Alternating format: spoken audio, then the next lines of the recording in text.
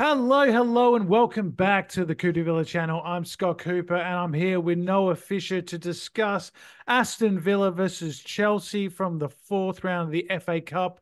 It was a replay at Villa Park on a Wednesday night. We had the fireworks, we had all the pre-match anticipation, but unfortunately, we didn't turn up to the gig.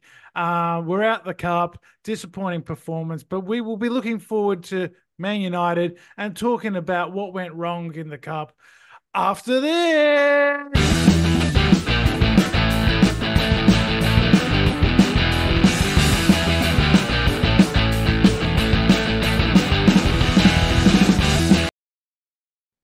Okay, yes, so it was a Wednesday night at Villa Park.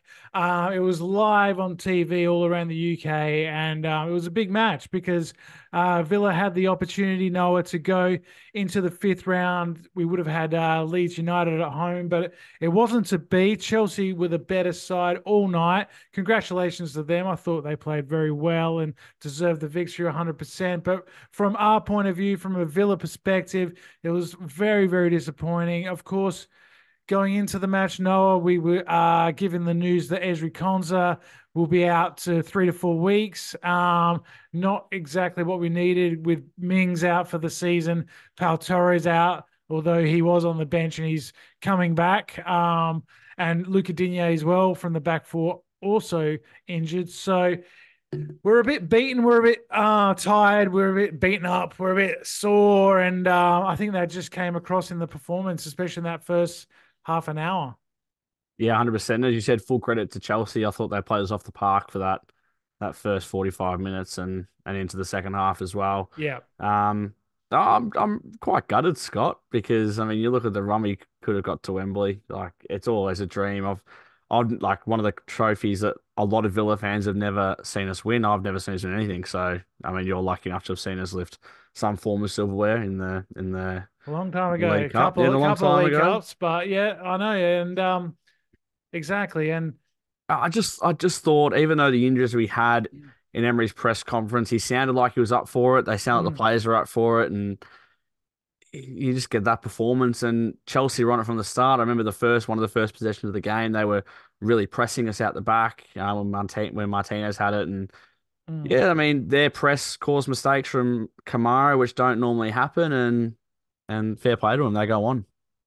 Yeah, I mean the first 5 minutes, I think we had a couple of sort of half opportunities. John McGinn had a couple of moments where he got free, and he had one where he had a header at the back post, and he tried to look for Oli. I don't know if he would have been better either maybe bringing the ball down or having a header at goal. But yeah, from then on, it was really one way traffic, and we looked so open at the back. I think that was the most concerning thing. They were just getting at our back four constantly. I think the midfield three of Kamara, Louise, and McGinn as a whole was probably their most disappointing performance under Emery. Um, it was, yeah, Kamara especially just kept coughing the ball up in a very, Unlike very, him, yeah. unlike him, like it's just one of those days, and I mean, we had some killer chances in that away leg that you look back and you, God, if we'd just taken them, or when they just got the first goal, Bailey had that great chance as well. And, Mm. against Sheffield United, those they were going in. We were taking all those chances, we were doing the right thing, and Villa Park was absolutely rocking. The tickets were so cheap, and it was unbelievable to see. And again, fair play to Chelsea because a midweek um replay, they had six and a bit thousand away fans there. So I know it's not the longest trip. I think it's about an hour on the train, Birmingham to London, but still, midweek, got to Yeah. respect that as well. So 100%, especially considering they'd just been beaten by Wolves on the weekend. Pochettino was in the papers and on the airways about possibly getting sacked. They were seeing Jose Mourinho's name and all that sort of stuff at the Wolves match. And yeah, I mean we had an opportunity to really hurt a wounded lion, but we just looked so tired. We looked like we've lost our mojo as well in some respects. I thought we'd got it back against Sheffield United, but that seems to be, just the fact that they're a very poor side. Yeah, but football's a weird game. If we did get an early goal, maybe it could have been a lot of difference. They would have dropped their heads, but we didn't really show any fight, any any sort of response to the early goals by Conor Gallagher scores the first one for Chelsea, and it's way too easy. Like Cash, well, Kamara gives up the ball. Cash doesn't get back into position quick enough, and then Diego Carlos finds himself in In sort of no no man's man. land. Yeah. Yeah, exactly. Not does he press? Does he not? And he didn't really do either. It was kind of like the whole game though, Scott. It was a bit of a Mm, half-assed. Everyone was just not in position. Even for the second goal, I think was it Longley got dragged out to try cover the cross, and it's just one yeah. person just wasn't where they had to be for the first two goals, especially. Mm, And the game was pretty much dead at half time, and it was pretty. We were kind of discussing it in our group chat. It's just it wasn't a Villa performance that we're used to. no. It was really like I was so hyped for this game. I had to owe a customer at work a drink because of the game, so he's pretty happy when he saw me today. But Yeah, I bet he is. yeah, so I was very confident. Honestly, I thought, gee whiz, I do fancy us in this cup run, and just Mm. like that, just like it's gone next year. Yeah, I was confident, but I also, watching the game, I was listening to the pundits before the match, and they were all tipping Villa 2-0, 3-1. It should be comfortable, all talking about Chelsea and all their problems. And you start thinking, like, I've seen this movie before, and it just seems constantly if a team is struggling, like Man They beat United, us. like Sheffield United with when they got the point against us, they just rock up and we seem to if you're struggling, come and play Villa. We'll get you back in form. We had Rasmus Højlund couldn't score a goal in the Premier League to save his life. Scores against Villa. And Nicholas Jackson the same has been struggling for Chelsea, and he gets a goal against us, well timed, well taken header, and you just think, well, that's typical Villa, but it has become a bit worrying. And should we worry, I guess, is the question looking forward. But with the injuries, with the lack of form since the turn of the new year, um, is this going to be a long ongoing problem? Are we going to find ourselves slipping out of the top four? Are we going to find ourselves struggling with European football coming back next month? There's the playoff coming up next week, I think, to find out who we will play in the European Conference League. But I'm thankful we're not in that playoff, and that's how important it was to finish top in that group, because we need a rest. We need to get some bodies back, and we need to sort of maybe get a bit of time on the training field. And Emery needs, to do something. Do you think he can do something to turn this around? Yeah, I think he can. Going into the January transfer window, centre back wasn't a position I was worried about. Mm, To be honest, I was more worried about when we let Ben Donker go, for example. I thought, geez, well, that's a bit of a weird one because I thought he was someone we could use in case, yeah, just as a he's a as a flexible player. yeah, and then centre back. You used to only expect someone like Ezri Konsa that's pretty much played for 3 years straight Mm, to go down, and Pau Torres at the same time. I think if Pau Torres was playing, he's also so calm at the back. Carlos is great next to either or, and Konsa's yeah. done a great job at right back. And I think that Cash will be a little bit more confident when Torres is back as well. I think he just the way Torres is just a calm person. Mm, I think it helps everyone in that back line. I think Digne is missed as well. yeah. I mean, Well, we're I not don't. getting I the don't think that defense would have ever played together. no. That I that back wouldn't think four. so. I wouldn't Yeah, think so. And look, Matty Cash, everyone's saying, oh, he's hit his peak and all that kind of stuff, but he's just a man out of form. I mean, yeah. when Watkins doesn't score for 8 games, everyone's like, oh, yeah, but he has a goal in him, has a goal in him. But we know what Cash is like. At the start of the season, Matty Cash was Matty Cash. He's actually I thought he's been better than what he had ever been before. Bit He of a form started the slump, but he's got season. to go, apparently. Started the season well. I mean, it does go back to sort of maybe a few of the issues we've had with him. Even back under Gerrard and under Dean Smith. That um, he's a good runner. He works hard. He's defensively pretty sound, but he he's not as good on the ball as maybe where we want to be. These sort of, if we want to be top four, if we want to be in Europe, he's maybe going forward, and when in terms of possession, and he's maybe not quite what we need. But look, he's still a good player, and we still had enough on that pitch to win that game. 100% we did. 100% we did. And that's what I don't like people saying, like, oh, Cash has got to go.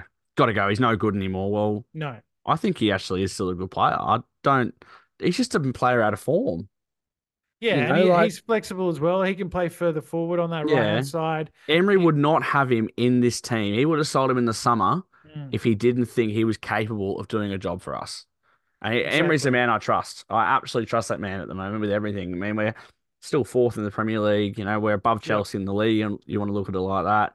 We're just a bit battered and bruised and a bit knackered at the moment. It was a massive week, and we got another big game coming up Huge this game weekend. now. It's a massive, massive game, and I mean, I still want to win the Conference League. If you offer me the FA Cup or the Conference League, I'd take the Conference League every day of the week. I'd Um, agree. I'd agree with that. so I just want to win that.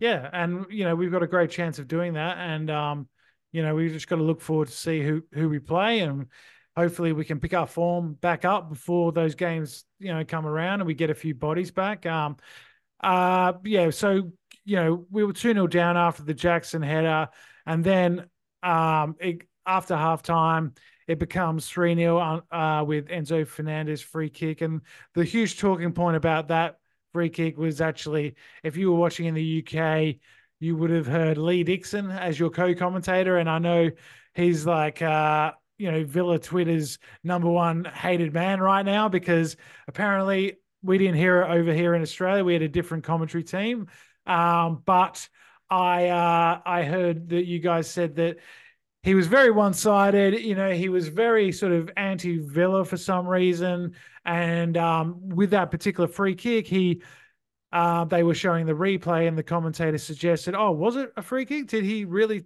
touch him?" And Which he Tillemans didn't, by the way. did not touch him, and yeah, Lee Dixon said, "Who cares?" And I kind of get what he was saying. It was a great free kick, but it does matter. We care. Like Gabby Bonglahor has just been on Talk Sport last night, and he's been going off about it as well. So I'm glad that he's sticking up for the Villa faithful. He's someone Uh, that always does, though, Gabby. yeah. He's the only person in the media that really does back us up, and people hate him for it. And Well, Villa I fans a bit want like they don't like him so much. I don't mm, know why. He's a club legend. You know what I mean? well, Like, Talk Sport's pretty provocative, and they do sort of put him in there to be, one-sided and a that's bit what of a good, yeah, good. yeah. I But love it. he does it well, and I think yeah, and it's good to see that side of Gabby because we didn't really see much of him when he was playing. Like he didn't talk a lot. He was No. sort of didn't do a lot of interviews, kept to himself, and Because I yeah. look at people that we get over here on Optus Sport. We get Tim Mm, Sherwood, we get Darren mm, Bent a little bit, and they're not as pro Villa as someone like Gabby is, for example. You know, they talk, oh yeah, mm, Villa, my time at Villa was great, but that's all they really say. But when it mm. comes down to like the nitty gritty, they do not back like they wouldn't go in a game I one know side for he's Villa. parochial on Twitter as well. Yeah, He's always firing up the opposition fans and having some good banter, and yeah, it is good to see, and I'm glad that he did stick up for what was an awful commentating performance by Lee Dixon. And look, let's look forward to the. Oh, before we do that, what the one positive I think was the late game. I know the game is already done, but Jacob Ramsey I thought looked quite sharp coming on. I could see him possibly, starting against United maybe. We had Diaby come on and he got a good goal set up by Ramsey. Nice left foot finishing off the post, and it's good because he needed a goal. But really, that was the only positives of the night. It was a really disappointing evening. But let's look forward to United because, Villa Park Sunday night, that's going to be live on TV as well. There's the late game on Sunday. So huge game. And if we want to stay in this top four, we've got to keep Tottenham and Man United at arm's length. And what better chance than to win a 6-pointer here? and Villa love to bounce back, Scott. I know it's an FA Cup game different to a league, but we love to bounce back. It's not often we have a two bad performances in a row under Unai Emery. Quite a rare feat. So I'm actually quite confident going into Mm, the game. To be honest with you, we owe them one. We really let one slip on Boxing Day, and we did. I haven't forgotten that. Again, I've worked with a few Manchester United fans. They haven't let me forget that. I'm So sure. I'm I'm up sure. for it, and I think all Villa fans would be rocking. It would absolutely rocking. I know Owen and Max and the boys there bloody keen for it as well. It's one of the fixtures. obviously, if Birmingham was in the league, you always look for Birmingham, but Mm. when they're not, Manchester United is going to be one of the first fixtures as a Villa fan. You go, that's going to be an unbelievable atmosphere. Yes, and look, yeah, they are the team that everyone wants to beat. They are, one of the biggest clubs in the world in terms of support. Everyone has a Man United fan as a friend who you love to hate. And look, yeah, I would love nothing more than to bounce back with a win against United, and I think we will win. Should we do predictions right I now? think I think we did them last week. Okay, We yeah. kind of did them. Do you want me to remind people of what was said? If I can Yeah, I think find I it. said 3-2 to Villa. Now that I, Um, let's have a look. It's a long document these days. You yeah. said 3-2. I said 2-1. Tommy said 1-0. Okay, well, yeah, I'd be happy with any of them, but look, I think there will be goals because the problems we've got at the back with the injuries, I don't think we're going to keep a clean sheet. We rarely kept a clean sheet when we had the full team. We had very often just a silly goal at the end, and and that sort of thing, like against Luton and a few other teams. I remember winning the game comfortably and then just conceding a silly goal. So Yeah. I know Emi Martinez will want to, stop that rut, but I could see it being high scoring, and hopefully we come out on the right side. Just to Hopefully, win. Just to win. It's all I yeah, want. I don't hopefully, care if we don't play like we did against Sheffield United or Manchester City. If I would take one of the worst performances of all time and we win the game. yeah, it's getting to that sort of stage of the season where you got to grind it out, and yeah, it's a big test for Emery. He's had nothing but praise since he's been at Villa, and he's deserved every bit of it because he's been awesome. And this is a test. This is a bit of a test because we're in a little bit of a rut. And like you said, every time we've lost, we've won the next game. We've bounced back. So let's keep that going with a win on the weekend. Look, just before we get out of here, this is just a quick one today. I want to bring up one more thing that just came out yesterday or today, which is they're going to trial blue cards, it seems like, for dissent and for professional fouls. What are your thoughts on that trial, and do you think that will happen? I can't wait for the 35-minute VAR to decide if it's a blue card, Scott. I mean, Well, it's something you got to trial. I know in other sports they have the sin bin, but I don't think it will work in football. I just don't think it will work. And I think, yeah, it would be a bit of a disadvantage. That's what I think the yellow card's for. mm, You know, I just don't think the blue card's going to work, and I think it's going to piss a lot of people off yeah, because it's going to be, oh, that wasn't a blue, and then you get down to 10 men for 10 minutes, whatever it is. yeah, It's just nah. The players will. I reckon more players will get injured. If you go off for 10 minutes, you get cold, you have to come back on, and I yeah. reckon they'll find more players get injured. I'm not a fan. I read that this morning, and yeah, that's all I can say on it, Scott. Yeah, I agree. I think it's not football. If someone does a professional foul or there's really bad dissent, they should be yellow card.